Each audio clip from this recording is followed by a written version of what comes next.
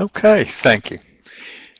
Good morning. Good Monday morning. This is Jim Hobbs with my colleague Teri Gallaway, and we're here at Loyola University in New Orleans, and absolutely delighted to be joining you this morning, even if it is Monday, for our session that we're calling Electronic Alternatives to Textbooks for Your Students. The academic library profession has long been concerned with issues of retention and student success. In this presentation, a new role for the library as advocate and agent for alternatives to student textbook purchase are described as one way to assist students in overcoming cost barriers to completing college education. This presentation will cover primarily use of electronic texts, either open access or commercially published. We'll include a case study of a program at Loyola University, New Orleans, to increase use of commercial textbook purchase alternatives such as print and electronic texts on reserve and open access textbooks. Barriers to successful implementation, new philosophies of collection development, and dramatic increase in the use of physical reserves are revealed. Finally, a need for authentic assessment strategies is discussed as a topic for further research. And you're welcome to ask questions through chat as we proceed, and we'll try to answer them either right away or as the session ends. Well, current situation, there are lots of challenges that we all face, including our students. Textbooks are more expensive than ever. A study in 2013-14 academic year found that the average cost to students in public and private schools for textbooks was $1,250. Not an inconsiderable amount considering all the other expenses that students have to bear with tuition, room and board, lab fees, tech fees, and other things as well, leaving many of them with a high level of student loan debt. There's also a challenging employment market that prevents many of these students from achieving their earning potential right away, causing more problems. And also the value of higher education is under attack in some quarters. We're not seen as absolutely necessary for successful citizens and workers in the world today. And we also want to say that there's an emphasis on assessment and productivity in higher education. Also, government budgets and policy changes are making it easier or more important for us to look at working with students and reducing their costs. Our response has been sort of fourfold in at least one student expense area, textbooks, and that is to encourage faculty to adopt open textbooks. We have one adoption here at the university so far, and we're hoping for more as we work with faculty. We want to invite faculty to make more use of electronic reserves. Many of them were unaware that that service was even available. We've also requested copies of print textbooks from faculty to use for our physical reserves in the library. And also we have, in some cases, purchased the textbooks, the print textbooks that are the most needed and in some cases the most expensive for our own reserves. Currently, the textbook market is quite healthy and costs seem to be rising semester to semester. You know, there are issues like new editions every couple of years, so that students find it difficult, if even possible, for use of older textbooks. And then, of course, all their other expenses, in many cases, lead them to not purchase textbooks. One survey recently said that 65% of students had said that they had not purchased at least one textbook that they had gotten by with other alternatives. Higher education funding is in decline generally, both at the state and the private level. Many of our first-generation students find that they have a much higher expense level than they anticipated, and in some cases there's an assumption that everything is free and online, which may lead students and faculty too to think that students have a very easy alternative when in fact they may not. And then again, government budgets are not changing very much. There are many differing models out there for electronic texts and books. For general textbooks or for general books, there are subject collections and individual purchases. We've looked at EBSCO, for example, and Project Muse at the state level. Not all textbooks are traditional textbooks. There are lots of titles, Shakespeare plays, Aristotle, that sort of thing, that may show up in many of these general collections, but for the most part, they are not the traditional textbooks in physics and political science that our students are used to using. Some of them are available online only. Some of them are downloadable to various devices, so those are factors that enter into their success. And then, of course, electronic textbooks from commercial publishers, and of course now there is this new category of open textbooks.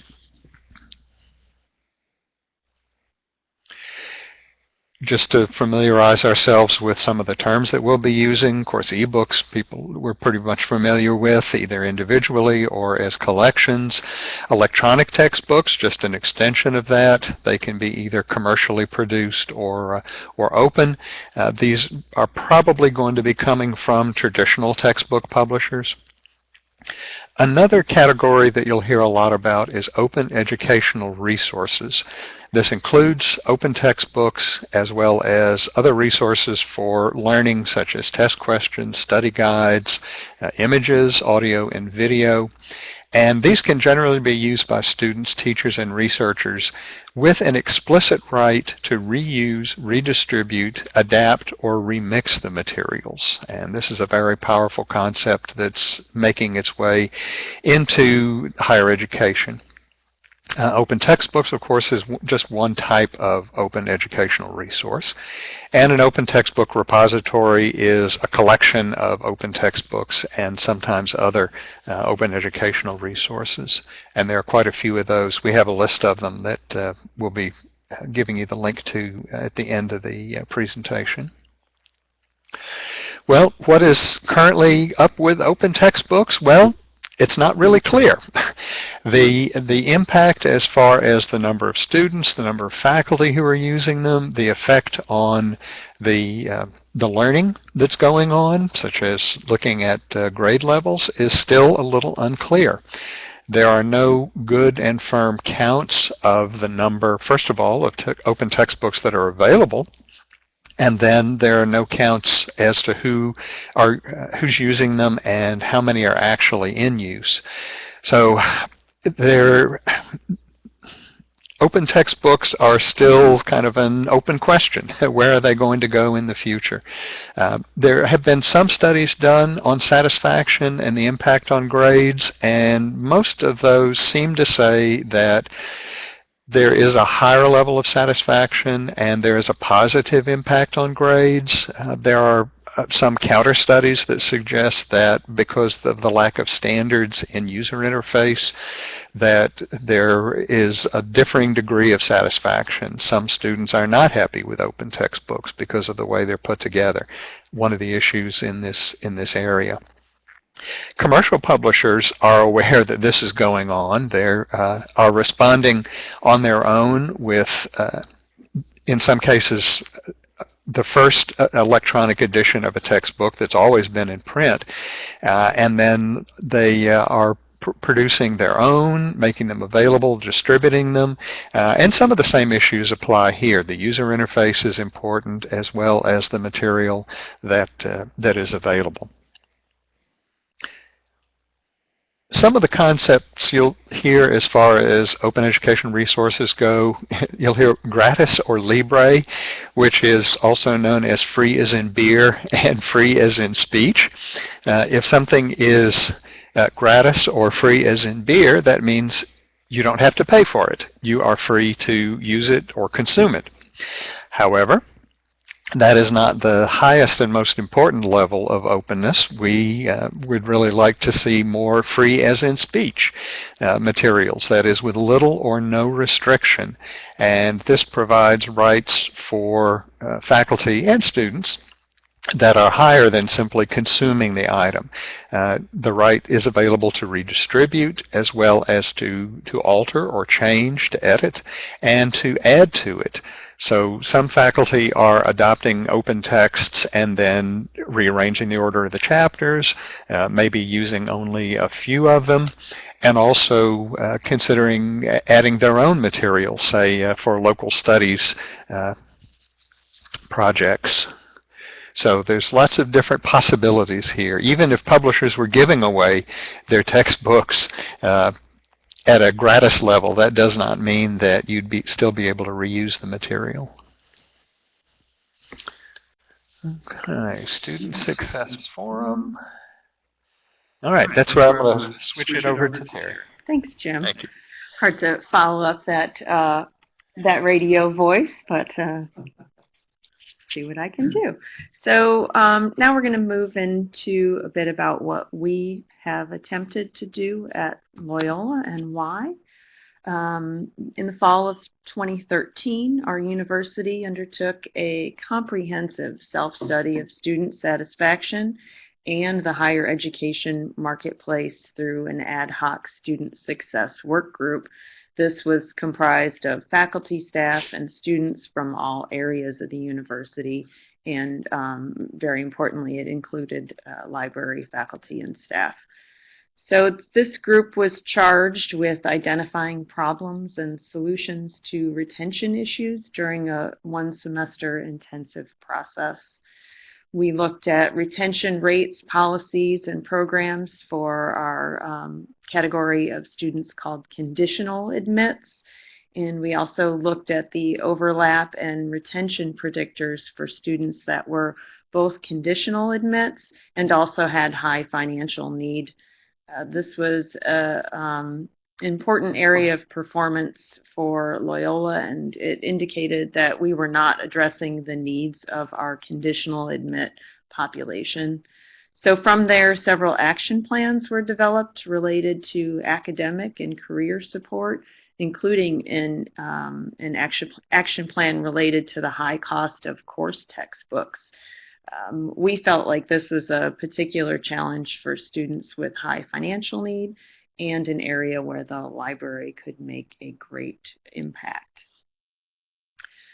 So why did we focus on that? Well, we do know a lot about libraries and involvement in retention efforts, and the library's involvement in retention efforts is well documented. Two areas are typically explored in higher ed literature, looking at actions of the institution and how the institution acclimates students. And then another area of research that looks at student preparedness and behavior and how that relates to an individual student's likelihood for success. But then there's this other area of literature that talks about impact of library materials acquisition, library student employment, information lit, circ stats, and use of the building. These studies primarily look for correlations between student behaviors, utilization of resources or services, and how that impacts the student's likelihood to persist. What we found was that another area of research is this idea of trigger events leading to student withdrawal. It was reported in a study in 2012 that isolated events can have a high impact on a student's ultimate decision to transfer or withdraw.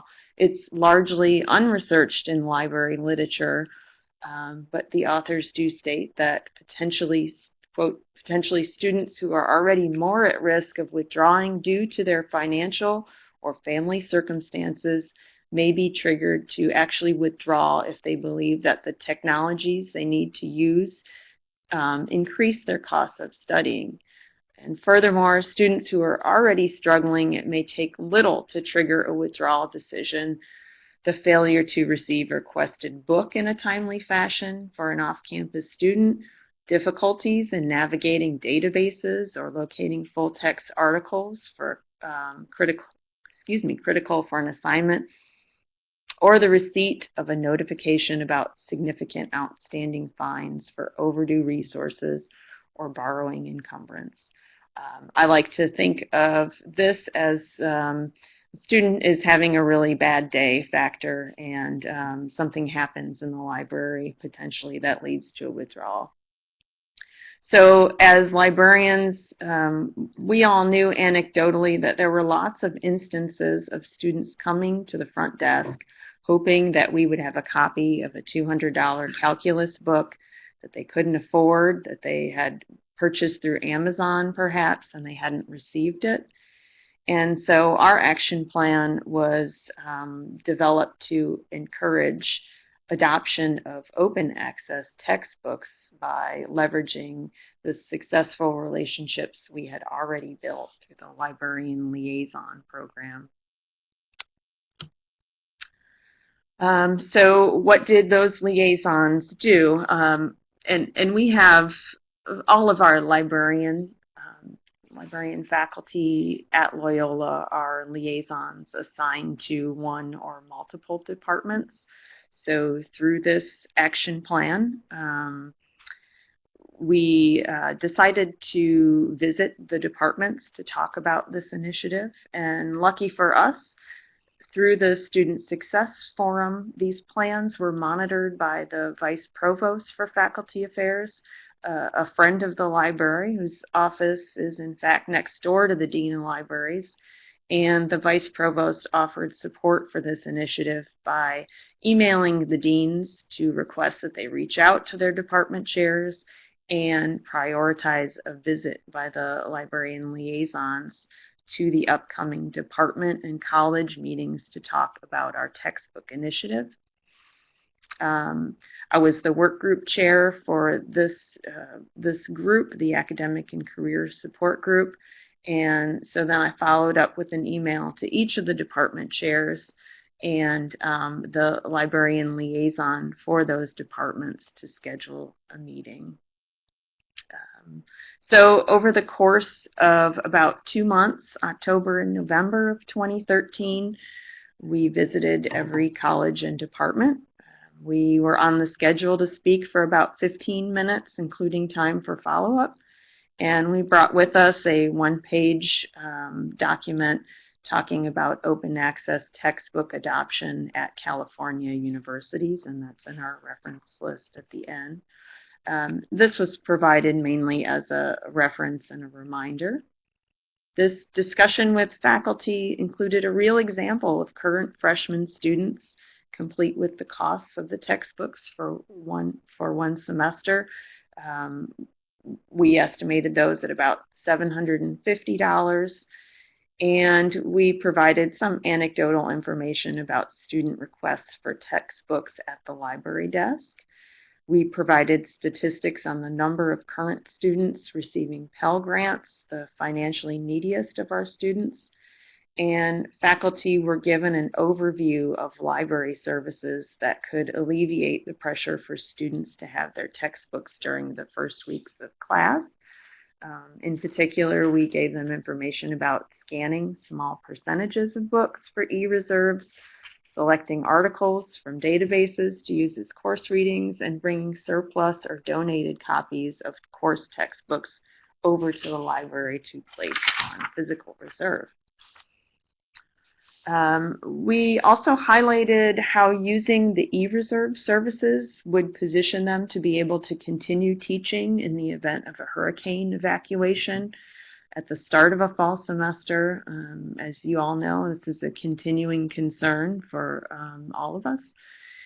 And in addition to library services, campus services for students with financial hardships, temporary or long-term, were also reviewed, including availability of short-term bookstore charges and the limited availability of non-repayable emergency funds from particular campus units like our mission and ministry department. In the last portion of the presentation, information about open access textbooks that were available, as well as a link to a research guide with that information, was provided. and liaisons explicitly offered their services to review and narrow the field of textbooks that faculty might consider. The remainder of the business during which faculty offered the librarians and departmental colleagues ideas on how they address rising textbook costs, including allowing students to use old editions of textbooks if they could find them, discussed the role of the bookstore and their policy of not providing older editions, difficulties with inconsistencies of numbering and figures in the old editions, including different discussion questions. And one professor described how he had a student create a crosswalk from a new edition to an old edition to reference those discussion questions and paginations. And there was an underlying confusion brought up about the difference between a library-owned ebook versions of commercial textbooks and open access textbooks. Throughout the meeting as well, a common concern was the time required to review and select a replacement textbook, the loss of convenient instruction features in commercial textbooks like test banks and discussion questions. And another concerned faculty member talked about loss of personal revenue from the textbook that they had authored as a dissuading factor. So faculty were very interested of libraries' existing e-reserve and physical reserve services, and several questions related to copyright restrictions were raised in that regard. And this idea that there were new services needed from the library came up. This question of why doesn't the library buy textbooks led to our discussion of our own collection development policies. So prior to these meetings, we were not actively encouraging faculty to even place their excess materials, course materials on loan due to our own limited space for these materials. And several years prior, we actually instituted a policy of not allowing permanent reserves in the library. We halted that to curb the buildup of unused reserved materials. And as I said, we had a long-standing collection development policy to not purchase textbooks or to borrow them through interlibrary loan. So after these meetings, the liaisons got together to reflect as a group on how the library could improve student success.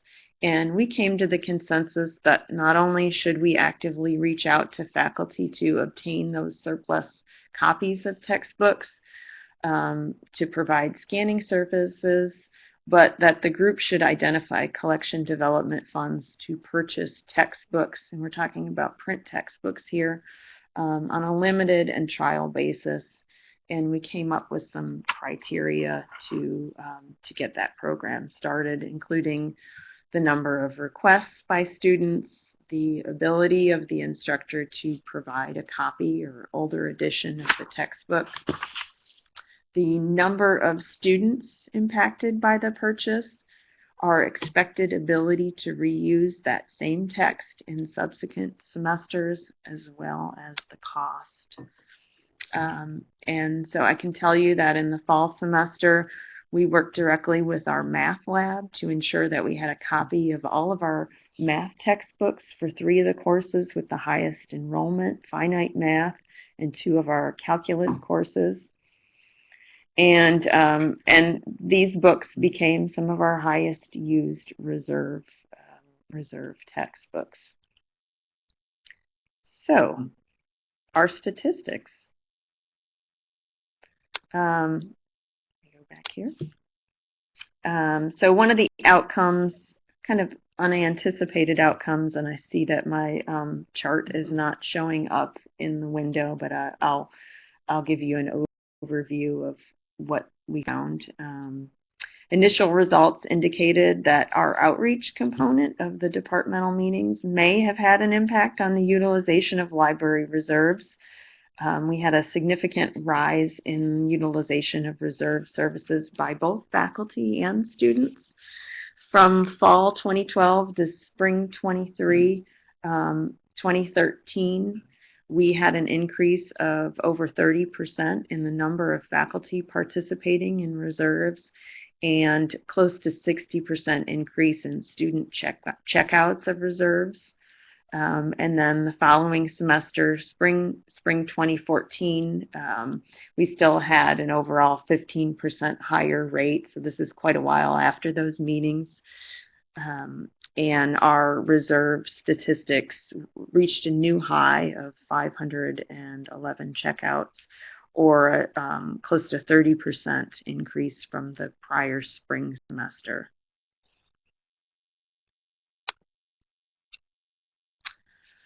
So some barriers to adoption that we experienced and are also referenced in the literature on open textbooks. And one report I would like to point you to that is referenced at our end is the most recent Horizon report, the higher education edition. There is a two-pager in there on the proliferation of open educational resources that discusses the same issues that we encountered here.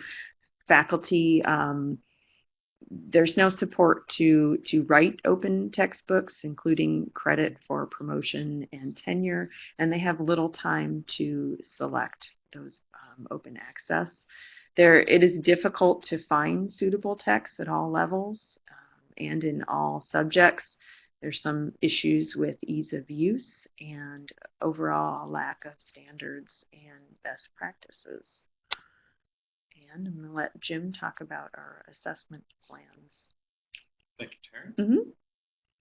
Well, we have a lot of ideas to put into practice here. We want to continue, first of all, to encourage faculty to provide print textbooks to the library whenever possible. As they move from one edition to another, if they can provide us with a desk copy, that will certainly help us and their students. We want to evaluate the impact of the textbooks that the library has purchased specifically and look at the numbers. Has the impact on students been worth the expense that we... Jim, we can't hear you. This is Lisa at the Lewis office. Still muted. Sorry. Okay. Let me start from the top then. Thank you. Yes.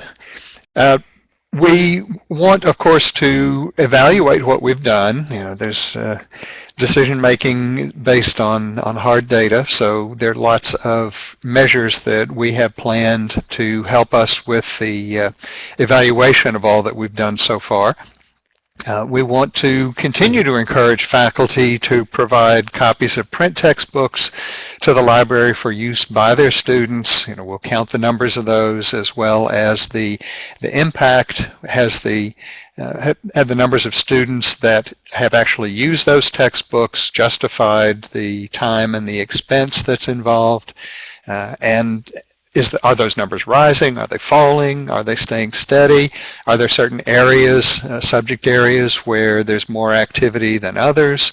You know, the things that libraries do in order to decide where they're best spending their resources.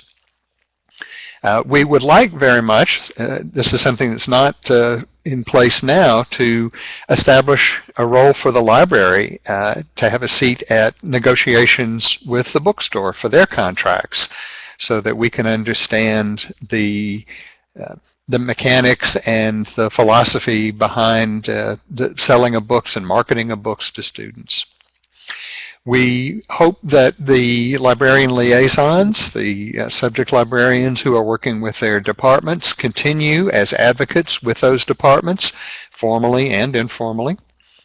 And we plan on working as members of the university. At Loyola, librarians have faculty status, so we serve on committees, we serve on the university senate. So there are many venues in which our voices can be heard for these causes. We hope to participate in statewide advocacy issues.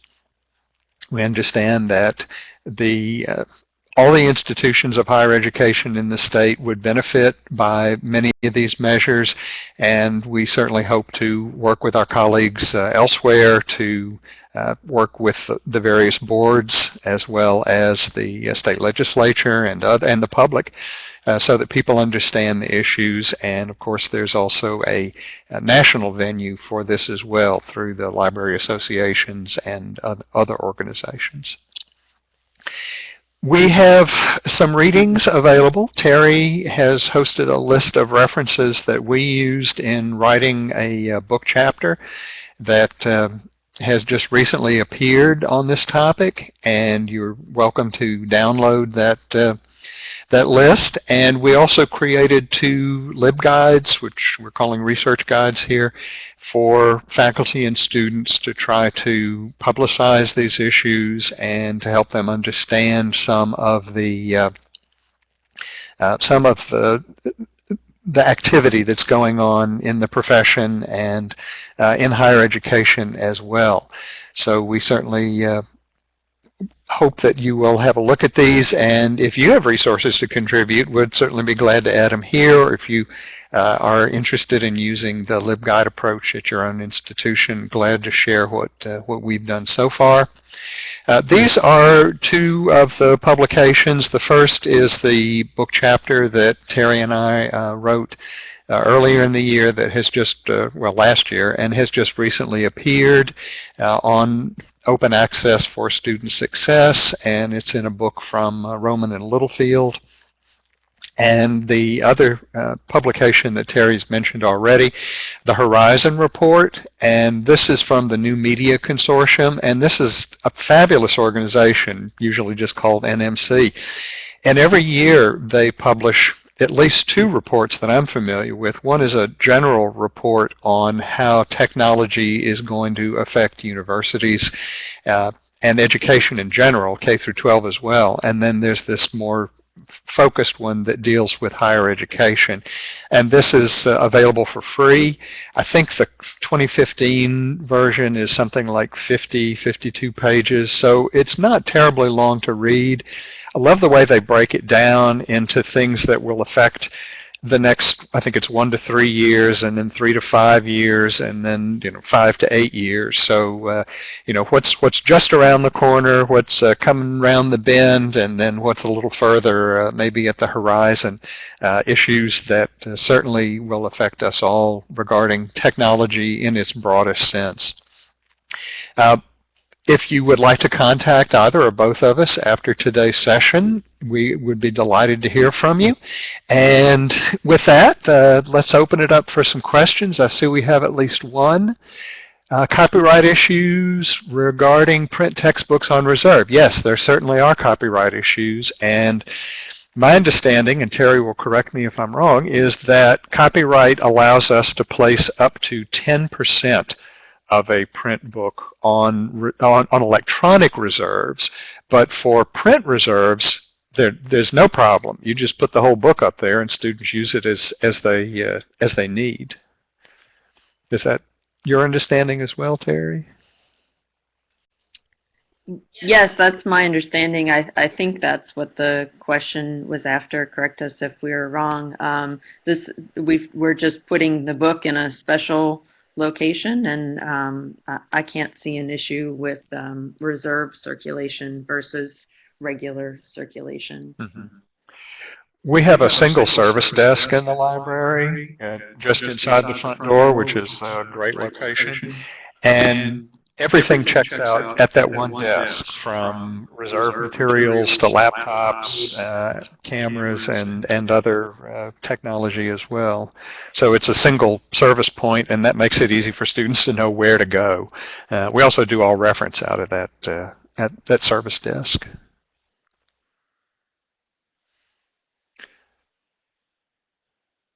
Are there more questions?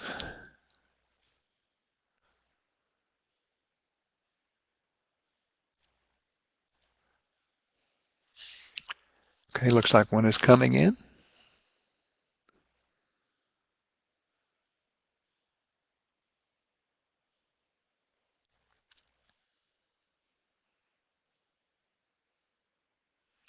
Okay, how do we provide discovery access for open access textbooks? Is there a list or a search? Unfortunately, this is one of the issues around open textbooks, is that there are actually so many of them out there, and there are many places that provide them.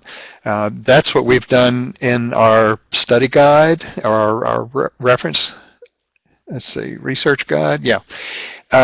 The one on open textbooks includes a tab where we link to about 15 or so places where open textbooks have been collected. Rice University in Houston has been really active in this area, and they actually have two websites. One is called Connections with an X, and the other is called Open Text Repository, I think. And there are a number of them out there. California has been very active in this area, Oregon, and even Florida. So all of those states have set up locations where open access textbooks can be placed and discovered and downloaded for the most part. There is at least one commercial electronic textbook company that's not a traditional one, called Flat World Knowledge, but there is a fee for those texts. We do point to them, but to me that kind of is not what we're looking for.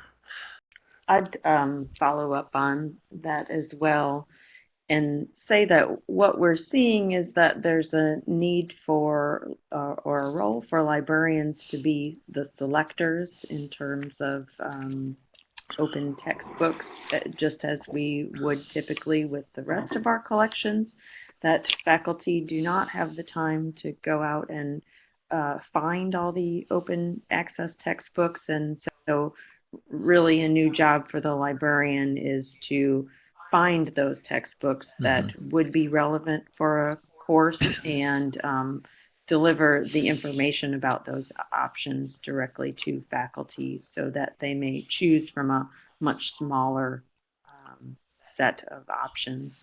Do you add records to your catalog for the open access textbooks?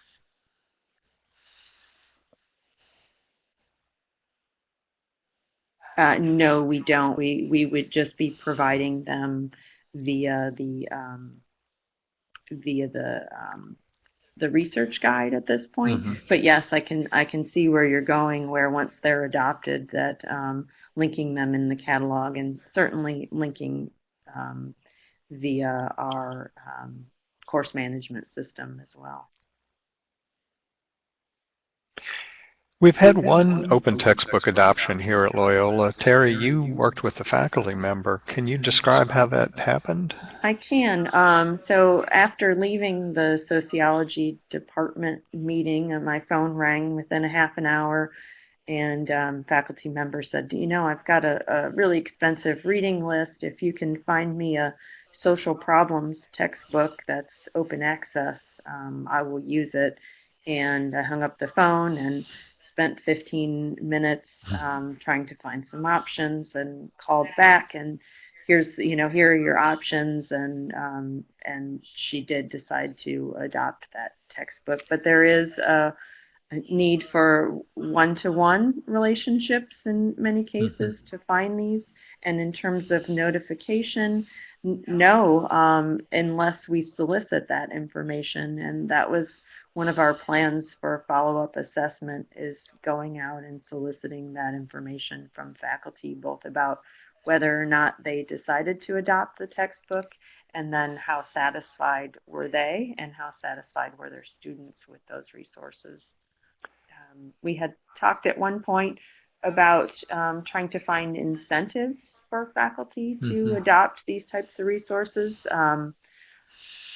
One idea was working with the university on per course caps on what faculty could request in terms of required textbooks, and also publicizing that information. So right now it is kind of buried in the syllabi about which books and how much they cost, but using our enrollment system, registration system, to provide that information front and center about the cost of texts, and I think that there could be some healthy competition among faculty to bring their Mhm. textbook costs down when we do make that information very easy to access.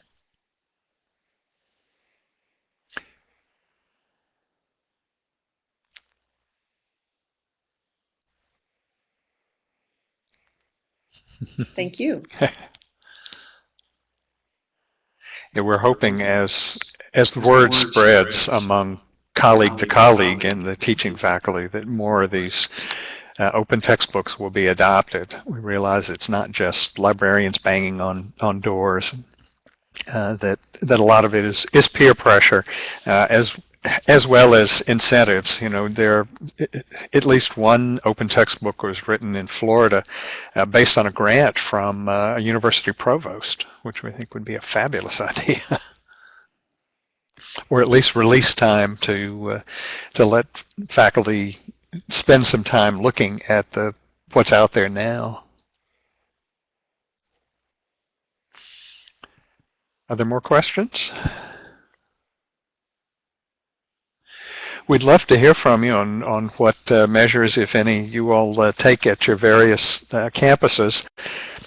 And maybe we can get something together for the next Luke or LLA meeting. Talk about what everybody's doing.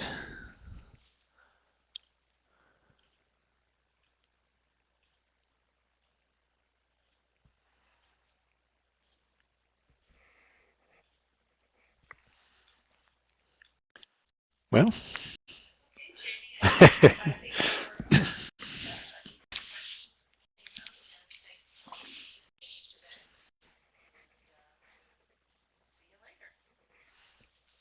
Okay.